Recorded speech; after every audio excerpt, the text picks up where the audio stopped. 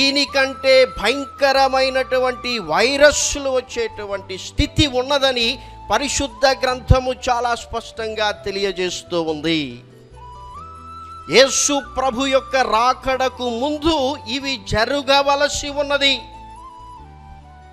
మానవుడు ఎన్ని వ్యాక్సిన్స్ కనుక్కున్నా, దానికి ఎన్ని విరుగుడులు కనుక్కున్నా ఇలాంటివి వస్తూనే ఉంటాయి.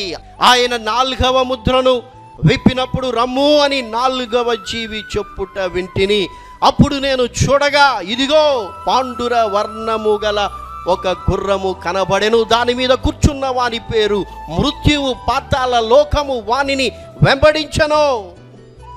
గమనించండి, ఖడ్గము వలనను, కరవు వలనను, మరణము వలనను, భూమిలో నుండు క్రూర మృగముల వలనను, భూనివాసులను చంపుటకు భూమి యొక్క 4వ భాగము పైన వానికి అధికారం ఇవ్వబడెను. ఖడ్గము వలన, యుద్ధాల వలన,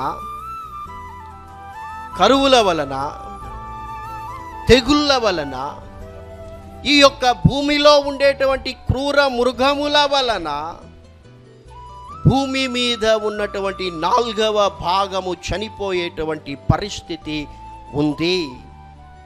ఒకవేళ ఆ 4వ ముద్ర విప్పబడితే ప్రస్తుతానికి ప్రపంచ పాపులేషన్ 8 బిలియన్. ఒకవేళ 25% చంపబడితే 2 బిలియన్ పీపుల్ చనిపోయేటువంటి పరిస్థితి ఉంది. ఇవేవి జరగకుండా ఆగిపోవు. భయము కలుగుతుంది, ధైర్యము చెడిపోతుంది. అయితే నీవు ప్రార్థన చేస్తూ ఉంటే, మెలకువగా ఉండగలిగితే ఆయన వచ్చినప్పుడు ఆయన ఎదుట నిలువబడేటువంటి శక్తిని పొందుకుంటావు. హల్లెలూయా. ప్రభువా, నీవు రావాలి నాయనా, నీవు రావాలి, నేను నీతో ఎత్తబడాలి, ప్రజలు నిన్ను తెలుసుకోవాలి, అందరూ నీవు వచ్చినప్పుడు నిలబడడానికి శక్తి కలిగిన వారై పరలోకాన్ని స్వతంత్రించుకోవాలి. ఇది నీ ప్రార్థన.